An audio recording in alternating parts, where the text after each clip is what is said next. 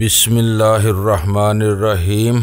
गुमनाम हीरो के मुअज़्ज़ज़ नाज़रीन, अस्सलामु अलैकुम। आइए चलते हैं कहानी की तरफ। होश में रहो मजीद, मैं ईगल चीफ बोल रहा हूँ। मैंने कुन आंखियों से सुल्तान शाह की तरफ देखते हुए मौत की तरह सर्द लहजे में गुर्रा के कहा, सर सर सर, मैं माफी चाहता हूँ। ईगल चीफ का नाम सुनते ही उसका गुरूर और तकब्बुर खाक में मिल गया और इसके लबो लहजे में माजरत ख्वाहाना आजिज़ी पैदा हो गई। मेरे पास दिन भर लोगों के यानी फोन आते रहते हैं। इसी जौक में गुस्ताखी कर बैठा था। हुक्म फरमाएं। हवास दुरुस्त हो गए हों तो मैं बात करूं। ये मामला बहुत अहम है। जरा सी भी गफलत या कुताही हुई तो रात होने से पहले शहर में चौथा शाहकार वजूद में आ जाएगा। हुक्म करें सर। मैं हिमातन गोश हूँ और पूरी तरह होशो हवास में हूँ। उसकी खौफ से सहमी हुई आजजाना आवाज सुनकर ये यकीन करना मुहाल था कि वो शख्स पुरगुरूर लहजे में बात कर सकता था। ट्रेड लाइन वालों की एक कार की कल रात चोरी की रिपोर्ट दर्ज होनी चाहिए। ये इंदराज कल ही की तारीख में रात गए दिखाना है, क्योंकि आज सुबह कार को एक अफसोसनाक हादसा पेश आ गया है। बाकी तफसीलात तुम खुद समझ सकते हो। मैं समझ गया सर। पूरा काम हस्बे मर्जी हो जाएगा। इसके अल्फाज और लहजे से बदहवासी मुतरशा थी। मुझे बस ट्रेड लाइन का फोन नंबर बता दें। मैंने ट्रेड लाइन का फोन नंबर दोहराते हुए कहा, इसी नंबर पर सेंडो होगा। रजिस्ट्रेशन की तफसीलात वही बता सकेगा। उसे 1 घंटे से पहले FIR की नकल मिल जानी चाहिए। ऐसा ही होगा सर। मैं सारे रजिस्टर वगैरह साथ लेकर खुद सेंडो साहब के दफ्तर जाता हूं और इन्हें वहीं पर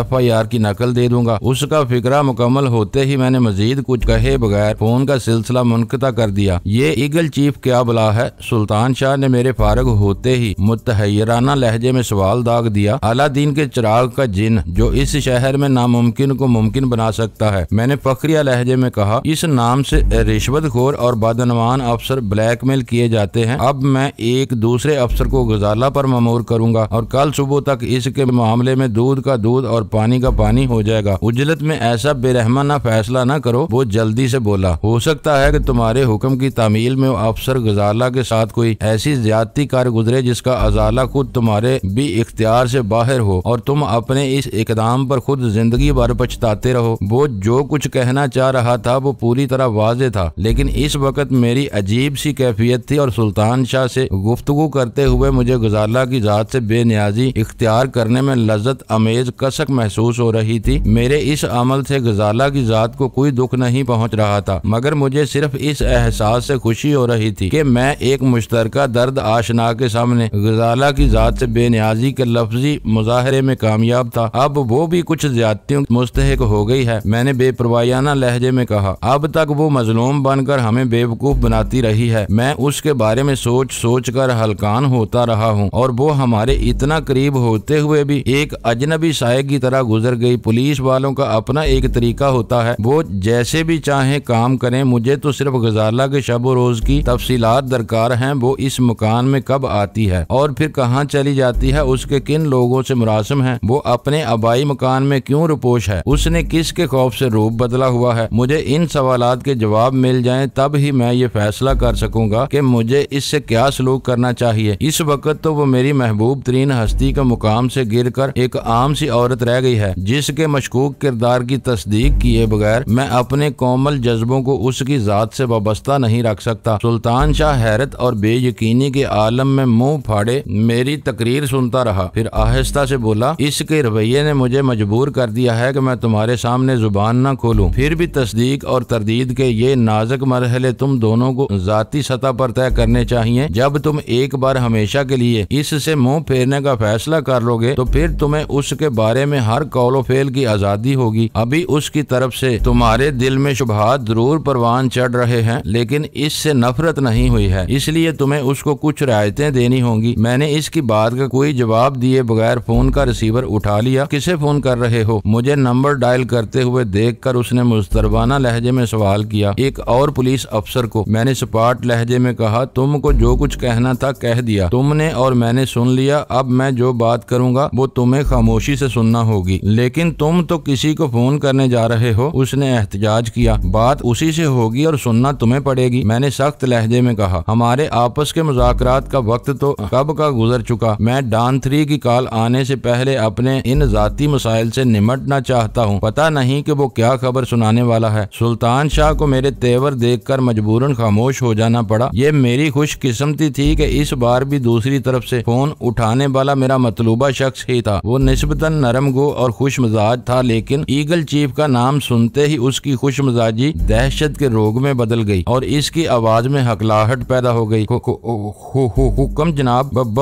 बहुत दिन बाद आपकी आवाज सुनने का शर्फ हासिल हो रहा है। इसकी लुकनत ज़दा आवाज मुज़हका खेज थी। जो कहा जा रहा है इससे सरे मो भी इनहराफ नहीं होना चाहिए। मैंने सर्द, सख्त और तहकमाना लहजे में गजाला के मकान का पता दोहराते हुए बात शुरू की। बज़ाहिर ये एक वीरान और गैर आबाद मकान है, लेकिन इसमें एक मुश्तबा औरत रपोश है। वो हमारी दोस्त भी हो सकती है और दुश्मन भी। तुम्हें इस औरत को होशियार होने का मौका दिए बगैर इसकी निगरानी कराना है। तुम्हारे हाथों से इसे कोई गजंद नहीं पहुंचना चाहिए। तुम्हें सरकारी रिकॉर्ड पर कोई इंदराज किए बगैर इस औरत की असलियत और मसरूफियात के बारे में ज्यादा से ज्यादा मालूमात हासिल करनी है, जिसके लिए तुम्हारे पास पूरे 24 घंटे हैं। मैं कल दोपहर को 3 बजे इसी नंबर पर तुमसे रिपोर्ट लूंगा। मौका मिल जाए तो उस औरत को हवालात में उठवा लूं। दूसरी तरफ से खुशामदाना लहजे में अहमकाना सवाल किया गया, जिसकी सरे से गुंजाइश ही नहीं थी। तुम्हारी खोपड़ी में बुस भर गया है या तुम नशे में हो? मैंने उसे बुरी तरह फटकार दिया। मैं कह रहा हूँ कि औरत को इसकी निगरानी का इल्म तक नहीं होना चाहिए। कुछ पता नहीं कि वो दोस्त है या दुश्मन, और तुम इसे हवालात में उठवाने का ख्वाब देख रहे हो। मालूम होता है कि तुम्हारे दिन पूरे हो चुके हैं। मेरी हदायत के बरक्स कुछ भी हुआ तो सजा भुगतने के लिए तैयार रहना, और मेरी सजा के बारे में तुम अच्छी तरह जानते हो। मैं जो कहता हूँ वो होना चाहिए, वरना कुछ भी हो सकता है। माफी चाहता हूँ, लग़ज़श है मेरी जनाब। इसकी लरजती हुई आवाज सुनाई दी। जो कहा गया वही होगा। मैं इससे एक कदम भी तजावुज नहीं करूंगा। कल दोपहर 3 बजे के बाद तुम्हें जिंदा देखना मेरी आरजू होगी। मैंने सर्द लहजे में वो दहशत अंगेज फिक्रा दोहराकर फोन का सिलसिला मुनक़ता कर दिया। खुदा का शुक्र है कि तुमने मेरी बातों का लिहाज कर लिया। फोन बंद होते ही सुल्तान शाह एक गहरा सांस लेकर बोला, पुलिस के महकमे में अच्छे लोग भी हैं, मगर निचले दर्जे के लोग मुश्तबा औरतों के मामले में आम तौर पर एक ही हैवानी अंदाज में तफ्तीश का आगाज करते हैं। ऊपर से नीचे तक सब लोग बारी बारी तवील और मुख्तसर बयान लेते हैं, और हवालात में पहुंचने वाली औरतों की जिंदगी तबाह होकर रह जाती है। मुझे ज्यादा तफसीलात न सुनाओ सुल्तान शाह, मैंने उसे घूरते हुए कहा। मैं आसमान से नाजल नहीं हुआ, यहीं पैदा हुआ और पला बड़ा हूँ। अच्छी तरह जानता हूँ कि कहाँ कहाँ क्या क्या होता है। इम्कानी खतरात का तफसीली तज़किरा करके मेरी हमीयत को इश्तियाल दिलाने की कोशिश न करो। मैं उसके लिए जो कुछ कर सकता था वो मैंने कर दिया है, और अब मेरे अगले इकदाम का इन्हिसार निगरानी करने वालों की रिपोर्ट पर होगा। ताली एक नहीं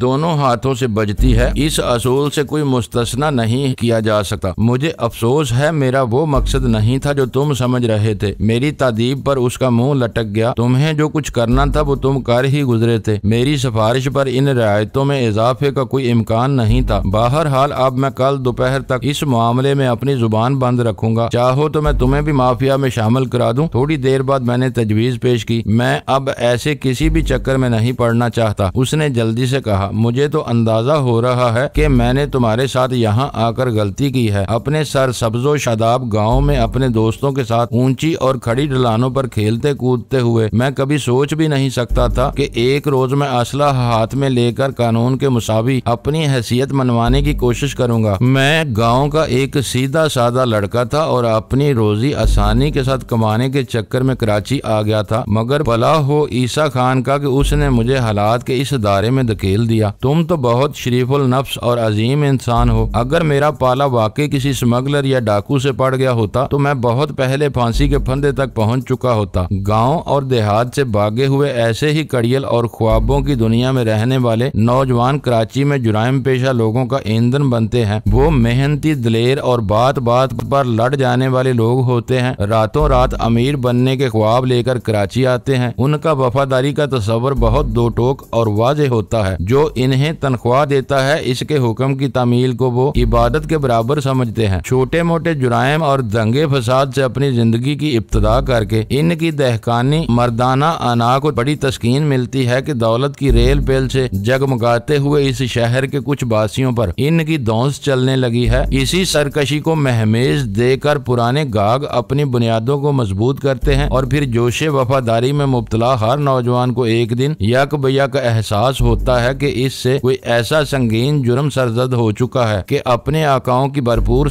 सरप्रस्ती के बगैर वो एक दिन भी कानून के चुंगल से बचा न रह सकेगा। इसे लंबी सजा हो जाएगी या वो फांसी के तख्ते पर पहुंच जाएगा। उसी दिन ज़ेरे ज़मीन दुनिया को एक नया और पुरजोश कारकुन मैसर आ जाता है। तुम वाकई सच कह रहे हो। कराची आने वाला हर देहाती इस शहर के पढ़े लिखे लोगों को अपने मुकाबले में बुज़दिल समझता है और अपनी वापसी पर अपनी महरूमियों के दरमियान बड़े फख्र से अपनी दादागिरी और कुव्वत के किस्से जोड़ता चला जाता है। ऐसे लोग फितरी तौर पर इन ही पेशों और कामों का रुख करते हैं जहां उनकी अना को तस्कीन मिल सके। इसी लम्हे मेरे डायरेक्ट फोन का बजर बोल उठा और सुल्तान शाह मशीनी अंदाज में खामोश हो गया। इन दोनों डायरेक्ट लाइनों के नंबर टेलीफोन डायरेक्टरी में दर्ज नहीं थे। इन नंबरों पर शादो नादर ही बाहर से कोई सही या गलत कॉल आती थी, वरना वो बाहर फोन करने के काम आते थे। इसलिए 3:10 पर बजने वाली वो घंटी मेरे लिए अहम और मानी खेज थी। सुल्तान शाह के साथ मैं भी इंस्ट्रूमेंट को घूरने लगा, जैसे बाहर से आने वाली कॉल का इशारा मौसूल करके उसने किसी गुस्ताखी का इर्तिकाब किया हो। दूसरी घंटी बजने पर मैंने रिसीवर क्रेडल से उठा लिया।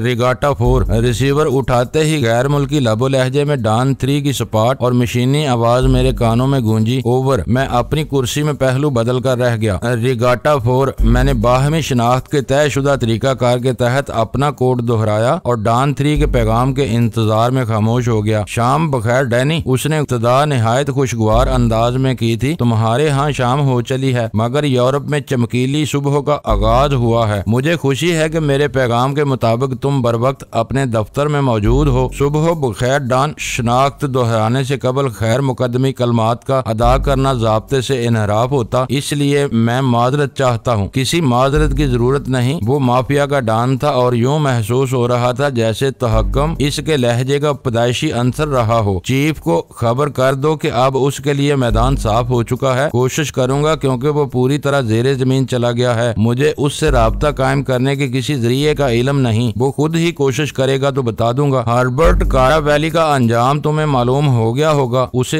रात में बुरी तरह जख्मी कर दिया गया था। अब तक शायद वो जर्मनी वापस लौट चुका हो। मैंने अपनी ताज़ा तरीन मालूमात से गोया उसे आगाह किया। उसके सितारे अच्छे थे कि वो बच गया। जर्मनी में चीफ के हम शक्ल की लाश की पोस्टमार्टम रिपोर्ट बदल दी गई है। सरकारी रिकॉर्ड उसे मुर्दा करार दिया गया है। लाश के दांत तोड़कर कागजी शनाख्त की कार्रवाई मुकम्मल करा ली गई है। अब तुम्हारा चीफ एक आजाद परिंदा है। लेकिन यहाँ हर्बर्ट पर वार करने वाले कौन लोग थे? मैंने डरते डरते डॉन से वो सवाल कर ही डाला जो इब्तिदा से मेरे जहन में चुभ रहा था। हम लोग लाइलम हैं और चीफ मुल्क के इंतहाई शुमाल में कहीं रुपोश है। फिर हमारा ये खुदरो हमदर्द कौन था? न उसने मेरी लाइल्मी पर हैरत का इजहार किया और न मेरे सवाल पर नाराज हुआ, बल्कि इसी पुरसकून आवाज में बोला, मदर माफिया अपने यूनिटों से बिला वजह खराज नहीं लेती, बल्कि इस किस्म के नागहानी और बैन अल-क़वामी खतरात से तहफ़्फ़ुज़ भी फराहम करती है। तुम्हारे शहर में तुम्हारे तहफ़्फ़ुज़ के लिए मदर माफिया का एक बहुत मुख्तसर और मुनज़्ज़म यूनिट मौजूद है जो सिर्फ मुझसे अहकामात लेता है, वरना खुद मुख्तार है। वो लोग सिर्फ तुम पर निगाह रखते हैं और सिर्फ जरूरत पेश आने पर तुम्हें तहफ़्फ़ुज़ देते हैं। हर्बर्ट कारावैली शुरू से इनकी नजरों में था। इसके तरबियत याफ्ता कुत्ते को भी इसी यूनिट ने ठिकाने लगाया है, लेकिन वो लोग अभी तक वीरा का सुराग लगाने में कामयाब नहीं हो सके। वो होटल शेराटन में इब्तदाई चेक इन के बाद लापता हो गई है। मुझसे उसकी झड़प हो चुकी है। मैंने उसे वो इतला देते हुए अपने अंदर इत्मीनान की लहर दौड़ती महसूस की। मैंने शायद उसे जख्मी भी कर दिया है। गुड, तुम बहुत अच्छे जा रहे हो। ये ध्यान रखना कि इसके साथ इसका अताल भी हवाबाज भी है जो अंतोनियो के नाम से लाइसेंस रखता है। मुझे मालूम है वो आज सुबह जहन्नम वासिल किया जा चुका है। वीरा के सितारे अच्छे थे कि वो मेरे जाल से साफ बच निकली, वरना आज उसकी बारी भी आ गई थी। तुम तो मेरी तवक्कुआत से भी आगे जा रहे हो। मेरे कानों ने पहली बार डॉन 3 की आवाज में हैरत का उनसर महसूस किया, लेकिन फिर इसके अगले ही सवाल ने मेरे दिल की धड़कनें तेज करके मेरी खुशी पर ओस डाल दी। तुम वीरा को दानिस्ता डील तो नहीं दे रहे? उसने कदरे तवक्कुफ के बाद सरसरी लहजे में वो सवाल किया था जिसका जवाब खुद इसी सवाल में मुजम्मर था। मेरा ख्याल था कि मेरे और वीरा के दोस्ताना या मुखालफाना मुरासम में वज़ादारी सिर्फ हम दोनों के दरमियान थी, जिससे किसी तीसरे फर्द के वाकिफ होने का सवाल ही पैदा नहीं होता था। लेकिन डॉन 3 रूहों और जहनों में उतर जाने वाली मावराई ताकतों का मालिक महसूस हो रहा था, जो मेरे और वीरा के दिलों में परवान चढ़ने वाली बाह में रवादारी के बारे में सवाल कर बैठा था। इसे ढील देकर मैं अपनी मौत को दावत दूंगा। मैंने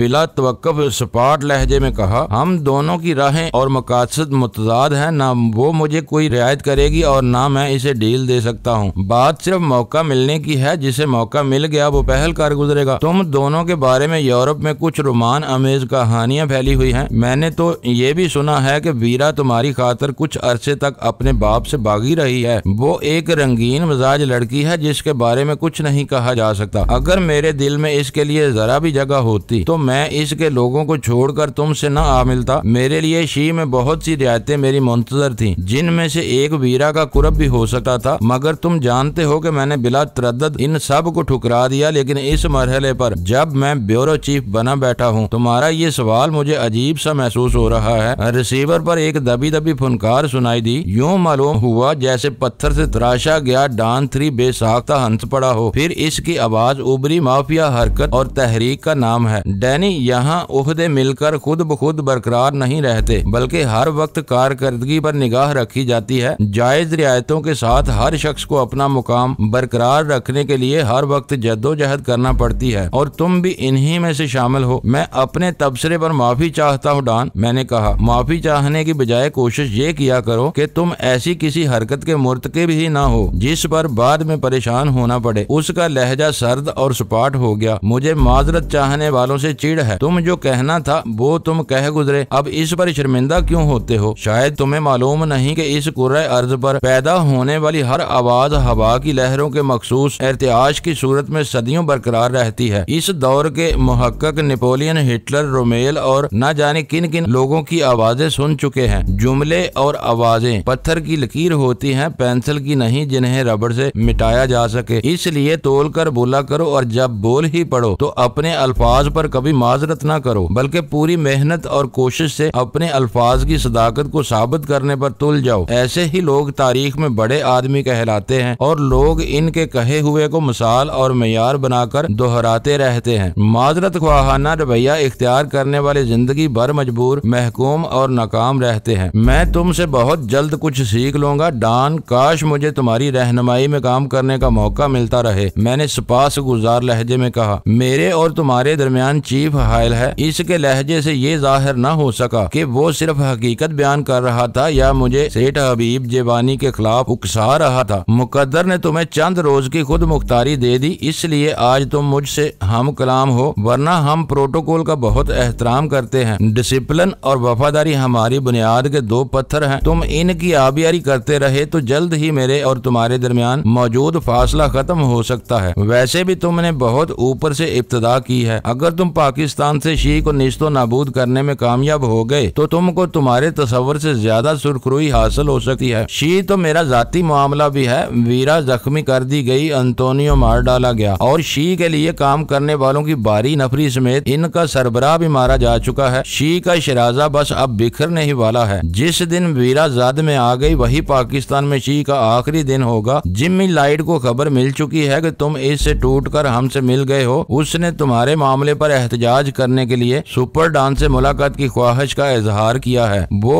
खबर मेरे लिए सनसनीखेज थी। क्या ये मुमकिन नहीं कि इस मौका से फायदा उठाकर जिम्मी लाइट का किस्सा ही खत्म कर दिया जाए? ऐसा नहीं हुआ करता। हम सब एक दूसरे के बड़ों का पूरा पूरा एहतराम करते हैं। दुश्मनी अपनी जगह चलती रहती है, लेकिन जब कोई तयशुदा मुलाकात होती है तो मेहमानदारी के आला तरीन असूलों की पासदारी की जाती है। माफिया सदियों से इन रवायात की अमीन चली आ रही है। हम इससे इनहराफ नहीं कर सकते। मुलाकात तय हो गई तो जिम्मी लाइट अपने चेहरे पर निकाब पहन कर आएगा, और तुम यकीन नहीं करोगे कि अपने तजस्सुस के बावजूद मेजबानों में से कोई भी इसका असल चेहरा देखने की कोशिश नहीं करेगा। इसका असल रूप तुम्हारे लिए तो इतना पुरतजस्सुस नहीं होना चाहिए। मैंने राय जन्नी की। क्या तुम मुझे आम लोगों में शामिल नहीं समझते? उसने मुझसे सवाल कर डाला। कतई नहीं। जब मुझे मालूम है तो ये बात तुमसे कैसे छुपी रह सकती है कि किंग लाइन्स का मालिक और जहाज रानी की सनत का बेताज बादशाह जिम्मी लाइट ही शी का सरबराह है। सुना मैंने भी है। इसकी आवाज किसी भी किस्म के जोश से आ रही थी, लेकिन दोनों के मुआशवी रुतबे में जमीन आसमान का फर्क है। दूसरी बड़ी खराबी ये है कि किंग लाइन्स के सरबराह को देखने के दावेदार भी मुश्किल ही से मिल सकेंगे। अखबारात में आए दिन इसके बयानात आते हैं। इसकी निजी जिंदगी के बारे में मैगजीन और अखबार खबरें और फीचर छापते हैं, लेकिन वो खुद अखबारी नुमाइंदों और कैमरों के सामने नहीं आता। इसकी इन हरकतों ने इसकी बेअंदाज दौलत से मिलकर इसे जदीद दुनिया का एक अफसानवी किरदार बना दिया है। हालांकि इन दोनों के दरमियान इसका एक रूप बहुत मकरूह घिनौना भी है। इस मौजू पर मैं डॉन को अपनी मालूमात से मरूब करके खुशी महसूस कर रहा था। वो क्या? मेरे खामोश होने पर उसने वही सवाल किया जिसकी मैं तवक्को कर रहा था। रोम में वो इसी दौरान में डॉन मार्सियानो के रूप में रहता रहा है। Don Marciano? गुफ्तगू के दौरान इस पर दूसरी मर्तबा हैरत का हमला हुआ और उसने वो नाम दोहराते हुए मेरी बात दरमियान ही से उड़ा दी। औरतों का वो दलाल तो एक जमाने में रोम के उमरा और रौसा की आंखों का तारा बना रहा है। मैं खुद कई पार्टियों में इससे मिला हूँ। तुम कैसे कह सकते हो कि डॉन मार्सियानो ही जिमी लाइड है? मैं नहीं मान सकता कि इस मर्तबे का आदमी रोम में इतना घटिया पेशे से मुंसलिक रहा हो। ये तुम किस दौर की बात कर रहे हो? इसके तीनों रूप साथ साथ चल रहे थे। शी के कदम जम चुके थे। किंग लाइन्स अपनी कामयाबी के झंडे गाड़ चुकी थी और वो डॉन मार्सियानो के रूप में रोम में अपनी बेटी वीरा को एक कामयाब सोसाइटी गर्ल बनने की तरबियत दे रहा था। इसने वीरा के जहन से ये ख्याल खुरच फेंकने के लिए बड़ी मेहनत की है कि वो एक औरत है। लेकिन वीरा तो एक मुद्दत तक यूरोप में बिलबिलाती फिरी है कि वो अपने बाप की सूरत देखने को भी तरसी हुई थी। फिर वो क्या मौमा था? डॉन 3 के जाहिरी सख्त खौल पर फितरी तजस्सुस गालिब आ गया था। पाकिस्तान के एक सूबाई दारुल हुकूमत लाहौर में लाइड्स कॉटेज के नाम से एक पुरशुकू और किला नुमा इमारत में शी का हेडक्वार्टर था। वहाँ एक तय खाने में वीरा ने मेरे साथ पहली बार जिमी लाइड की एक कद आदम कलमी तस्वीर देखकर इसे पहचाना था। वो नादीदा जिमी लाइड को अपना बाप कहती थी, मगर इस तस्वीर को उसने डॉन मार्सियानो की हैसियत से पहचान कर गुस्से में इस तस्वीर के चीथड़े उड़ा दिए। इसी की जुबान से मुझे डॉन मार्सियानो की कहानी का इल्म हुआ। फिर किंग लाइन से खरीदे हुए एक साल खुर्दा जहाज में सफर के दौरान कप्तान के मतरूका कैबिन में वही तस्वीर जहाजरा कंपनी के मालिक की तस्वीर की हैसियत में नजर आई। यूं मुझे इल्म हो गया कि वो तीनों एक ही शख्सियत के रूप थे। मैं देखूंगा डॉन मार्सियानो अब कहाँ है। वो तो सारा वक्त रोम की तवाइफों की दलाली करता था। कोई सोच भी नहीं सकता था कि इस जैसा कुंद जहन, गबी और काहल शख्स शी या किंग लाइन्स का सरबराह हो सकता है। इसके बारे में तुम्हारी मालूमात वाकई काबिल रश्क हैं। जब से वीरा इस राज से आगाह हुई है, मेरी मालूमात के मुताबिक डॉन मार्सियानो गायब हो गया है। अब शायद ही कभी जिमी लाइड को इस रूप में देखा जा सके। जो कुछ तुमने बताया इससे जाहिर होता है कि जिमी लाइड किसी पेचीदा नफ्सियाती आर्जे में मुब्तला है और किसी जहनी गिरा से मजबूर होकर ही डॉन मार्सियानो वाली हरकतें करता फिरता था। वरना किंग लाइन्स के मालिक की हैसियत से वो दलाल तो दरकनार महीनों के लिए रोम की सारी तवाइफों को खरीद लेने की हैसियत रखता था। पस्ता कद शाह फारूक को क्या हासिल नहीं था, मगर वो फिर भी चोरियां करता था। जबिल्लत का हैसियत से कोई तल्लक नहीं होता। शायद तुम्हारा क्यास दुरुस्त है। जरा एक बात याद रखना, सुपर डॉन और जिमी लाइड की मुलाकात में अगर जरूरत पेश आई तो तुम्हें चंद रोज के लिए यूरोप के किसी सेहत अफजा मुकाम पर बुलाया जाएगा ताकि इन दोनों के सामने तुम किसी जबर और दबाव के बगैर शी माफिया में से किसी एक का इंतखाब कर सको। इस बारे में हमारी जानिब से तुम पर कोई जबर या दबाव नहीं होगा। इसी तरह इस तनाजे को खत्म किया जा सकेगा। वो बात सुनकर मेरा जहन सुन्न होकर रह गया। डॉन 3 ने इसके फौरन बाद ही फोन का सिलसिला मुनक़ता कर दिया और मैं सोच में पड़ गया। इसकी सारी तमहीदी गुफ्तगू की तवालत सिर्फ इसी आखिरी इतला के लिए थी कि किसी न किसी वजह से शी और माफिया दोनों ही के लिए मेरी जात गैर मामूली अहमियत इख्तियार कर चुकी थी और फैसला मुझे करने के लिए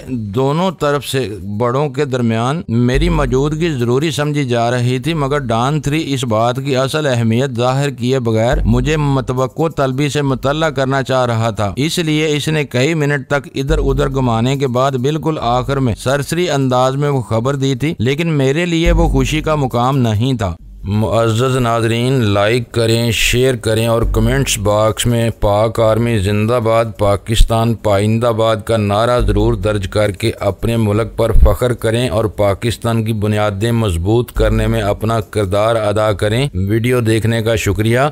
मुअज़्ज़ज़ नाज़रीन, अपना ख्याल रखिएगा और हमारे चैनल का भी। ISI पाक आर्मी जिंदाबाद, पाकिस्तान पाइंदाबाद।